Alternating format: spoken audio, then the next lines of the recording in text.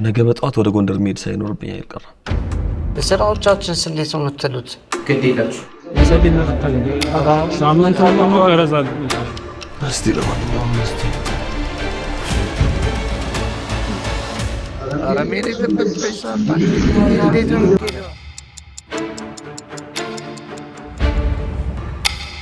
እንዳያችሁት ከሥራ ባልደረቦቼ ጋር በብዙ ክርክር ሳንስማማ ተለያይተን ጉዞዬን ጀምሬያለሁ።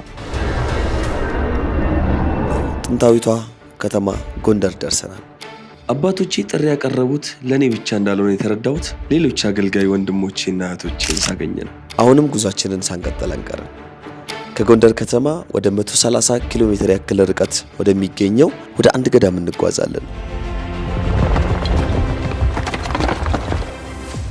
ሙታንሳ ማር ቅዱስ ሚካኤል አንድነት ገዳም።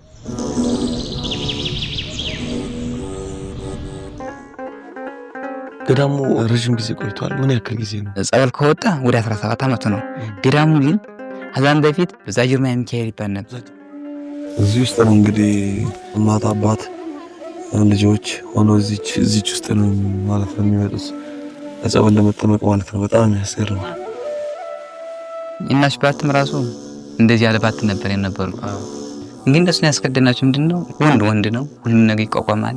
ፀሐዩንም ሐሩሩንም ዝናቡንም ሙቀቱን ይቋቋማል። እነሱን አስቀድመን ባቱ ሰርተላቸዋል የእናቶች ማለት ነው። ቦታው በጣም አስቸጋሪ ነው፣ ትንሽ ፈትን ነበር። ዛሬ ላይ ግን እንደምታዩት የሚያምር ባት ተሰራ።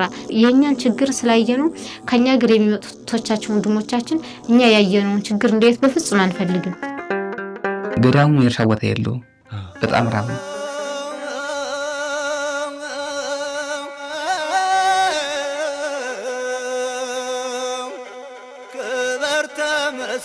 የገዳማውያኑ የህይወት ሁኔታ የሚታይ ነው።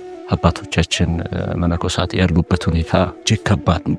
በሚያሳዝን ሁኔታ ለሀገር፣ ለህዝብ፣ ለቤተ ክርስቲያን የሚጸልዩ አባቶች እናቶች ያላቸው የማረፊያቸው ስፍራ ስንመለከተው እጅግ በሚያሳዝን ሁኔታ ነው ያለውና በአታቸው የሚያሳዝን ነው። አኗኗራቸው የሚያሳዝን ነው።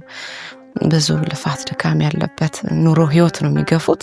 ይህ ገዳም ሙት የሚያነሳ ነው። ከስሙ እንደሰማነው በማሩ ይፈውሳል፣ የታመሙ ይፈውሳል ነው። ህዝበ ክርስቲያኑ ከማየት አልፎ እስከሚመጣ ድረስ ይህንን የአባቶችን ገዳም እንዲሰራ ነው የማስተላልፈው መልእክት።